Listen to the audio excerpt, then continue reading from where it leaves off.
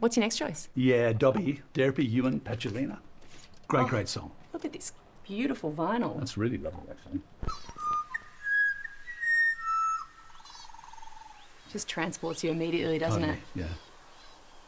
You can smell the bush. We sort of tried to do, and I've thought about doing, and we've never really pulled it off, and he's pulled it off brilliantly, incorporating nature and music, you know? It is incredible the way that Pied Butcher Bird opens the song, and it's just, you know, when you hear it, it's like, oh, it's a bird call. And then you realise it's the melodic heart of that whole song, that everything else expands. He 100%. composes with the drums, the strings, all of it. It just opens out from this tiny little spot, this I know, it's bird incredible. in nature. Yeah. They just got it, Zan, when they recorded it, and they brought the spirit of the bird into the music. Who is Dobby, for anybody who doesn't know? He's a singer, drummer, songwriter, mixed race, Aboriginal Filipino, and of course he's singing in language, but he's also singing English as well for us, and it's a very strong lyric as well. I share the deep sort of call from the heart that he has about the Murray-Darling, about what we've done to our river systems, and I really still don't think that we've gotten to the point with leaders, with governments, where we deeply understand how important the natural world is to us and what we're doing to it. And he absolutely sums it up here. It is epic. Dirrpi Yuin Pathjulinya, singing his name throughout the riverina. Kaya lanathu yonku yunathu baku. I think Bayami telling us he can see ya. Can you remember what you felt when you first heard it, given this was the first time you discovered this song? I thought, wow, he's done it, you know. He's nailed what I've been trying for years to do. Well, yeah, that, but also he's done it so well. Part of the challenge for people that want to write about things which you perhaps confront or think about is to try and have that work in a song where people don't run away from it.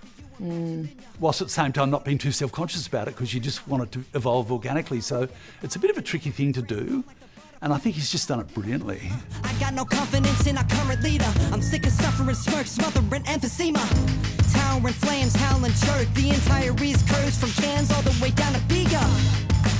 Listen to a different thinker, cause somebody trying to give you the bigger picture. And take what I learned to understand that the lessons in the rivers in the land, our spirit teacher. And that lead up, like in the You're first beautiful. 2 minutes, Beautiful. he's basically making a case for Aboriginal land management. Totally. Like, listen to us. Yeah. Again, listen to us. Again, no, that's so right. This whole album that he made was about the plight of the Murray-Darling. Warungu, it was a concept record where he really told that story. For you, that must strike, you know, straight to your heart as someone who has always included the message in your music. It's always been about pushing for change. Well, I don't know whether we always have, but we certainly have a lot, and you're quite right to say he has done it in a way which is very powerful and without reservation, yeah, which is great. And no, 100%, yeah, Dobby.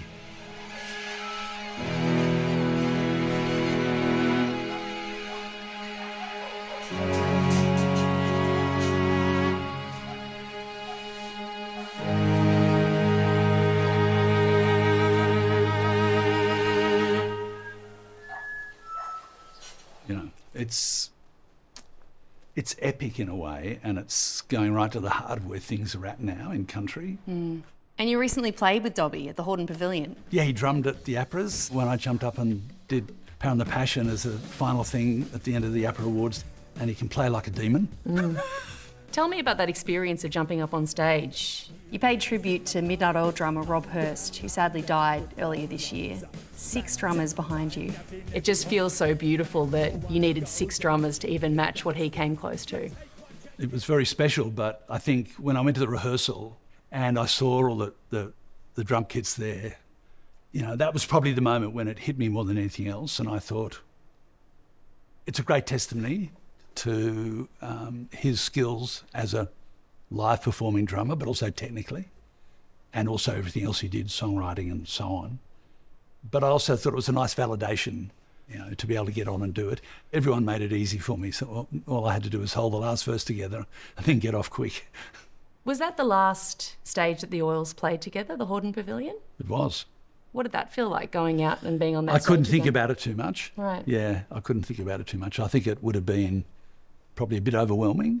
And I think that the legacy of the band, in terms of my experience of it, is it takes up so much space in how I think and feel. I knew it was there, and it was hanging off my belt really, and that was